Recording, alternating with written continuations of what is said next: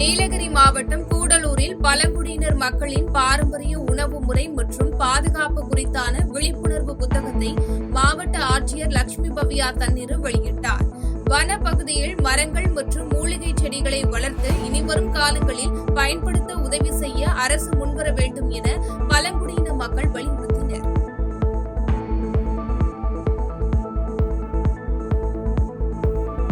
சென்னையில் செய்தியாளர்களை சந்தித்த டாஸ்மாக் பணியாளர்கள் சங்க நிர்வாகிகள் அமைச்சர் முத்துசாமி பேச்சுவார்த்தையில் ஒப்புக்கொண்ட விஷயங்களை அறிக்கையாக மேலாண்மை இயக்குநர் வெளியிடாமல் ஊதிய உயர்வு 1000 ரூபாய் என்ற ஒரு அறிவிப்பு மட்டும் இடம்பெற்றிருப்பது மிகுந்த ஏமாற்றம் அளிப்பதாக தெரிவித்தனர். இதனால் டாஸ்மாக் பணியாளர்கள் மிகுந்த ஏமாற்றம் அடைந்து அரசின் மீது நம்பிக்கையற்ற தன்மையோடு இருப்பதால் வருகின்ற 7ஆம் தேதி மேலாண்மை இயக்குநர் அலுவலகம் முன்பு இந்த போராட்டக் குழு மீண்டும் தொடர் காத்திருப்பு போராட்டத்தில் ஈடுபடுவது என்று முடிவு செய்துள்ளதாக கூறியுள்ளனர்.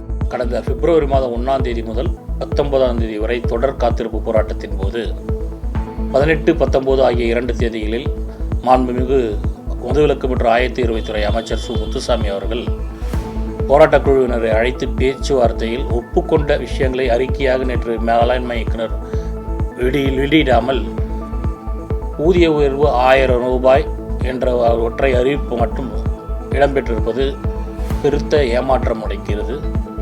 இதனால் டாஸ்மாக் பணியாளர்கள் மிகுந்த ஏமாற்றம் அடைந்து இந்த அரசின் மீது நம்பிக்கையற்ற தன்மையோடு இருக்கிறார்கள். அதனால் இந்த ஏமாற்றத்தை வெளிப்படுத்தும் விதமாகவும் எங்களுடைய கோரிக்கையை மறுபரிசீலனை செய்து மாற்று அறிக்கையை ஒப்புக்கொண்டபடி வெளியிட வேண்டும் என்று வலியுறுத்தி வருகிற 7ஆம் தேதி மேலாண்மை இயக்குநர் அலுவலகம் முன்பு இந்த போராட்டக் குழு மீண்டும் தொடர் காத்திருப்பு போராட்டத்தில் ஈடுபடுவது என்று முடிவு செய்துள்ளது. வேலூர் மாவட்டம் காட்பாடி அருகே அமைந்துள்ள ரேணுகாம்பாள் கோவிலில் 76ஆம் ஆண்டு திருவிழாவை முன்னிட்டு மாடு விடும் விழா வெகு விமர்சையாக நடைபெற்றது. வாடி வாசலில் இருந்து மாடுகள் ஒன்றன் பின் ஒன்றாக அவிழ்த்து விடப்பட்ட நிலையில் இலக்கை குறைந்த நேரத்தில் அடைந்து காலைக்கு ரொக்க பரிசு வழங்கப்பட்டது. சாலையின் இருபுறமும் நின்றிருந்த பொதுமக்கள் ஆரவாரம் செய்து மாடுகளை வேகமாக செல்ல உற்சாகப்படுத்தினர்.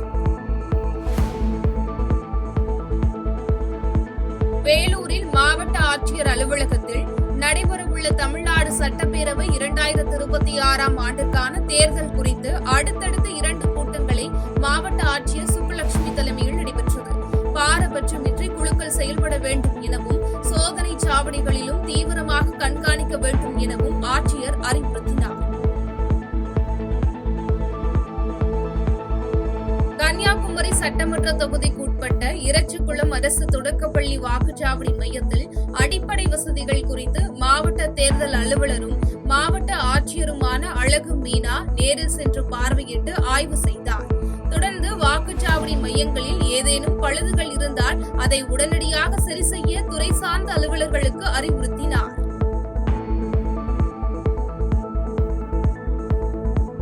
கன்னியாகுமரி மாவட்ட புத்தேரி அரசு உயர்நிலைப் பள்ளியில் படிக்கும் மாணவ மாணவிகளுக்கு தீ பாதுகாப்பு குறித்த விழிப்புணர்வு சிறப்பு வகுப்புகள் மற்றும் வினாடி வினா போட்டிகள் நடத்தப்பட்டன. இதில் வெற்றி பெற்ற மாணவர்களுக்கு தீயணைப்பு நிலைய அலுவலர் சத்யகுமார் சான்றிதழ்கள் மற்றும் பரிசுகள் வழங்கி பாராட்டினார்.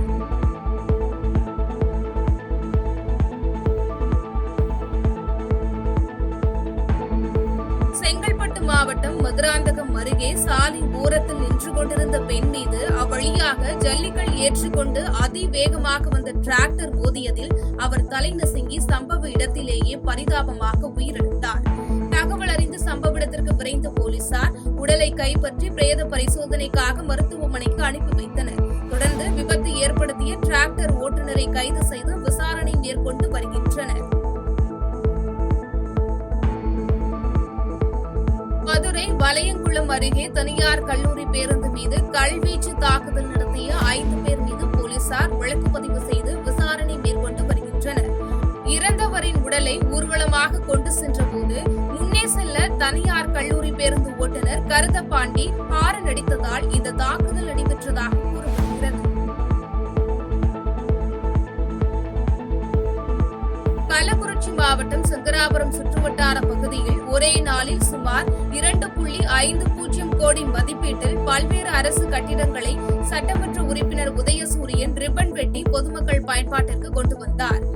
வடசெட்டியந்தல் ஊராட்சியில் புதிதாக கட்டி முடிக்கப்பட்ட அரசு கட்டிடங்களை உடனடியாக திறந்து மக்கள் பயன்பாட்டிற்கு கொண்டு வர வேண்டும் என கோரிக்கை விடுத்திருந்த நிலையில் எம்எல்ஏ நேரு சென்று திறந்து வைத்தார் என்பது குறிப்பிடத்தக்கது.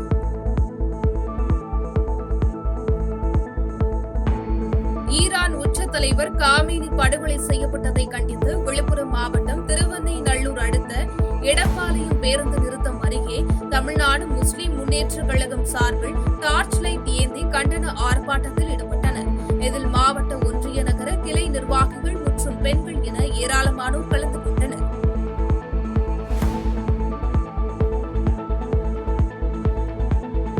செய்திகளை உடனுக்குடன் தெரிந்து கொள்ள கீழ்கண்ட கேபிள் மற்றும் டிடிஎச் நெட்வொர்க்குகளில் எம்நாடு செய்தி தொலைக்காட்சியை காணுங்கள். பாதகம் செய்பவரை கண்டால் நாம் பயம் கொள்ளலாகாது பாப்பா. மோதி மிதித்துவிடு பாப்பா, அவர் முகத்தில் உமிழ்ந்துவிடு பாப்பா. அண்மை செய்திகளை உடனுக்குடன் தெரிந்து கொள்ள இணைந்திருங்கள் எம்நாடு தொலைக்காட்சியுடன்.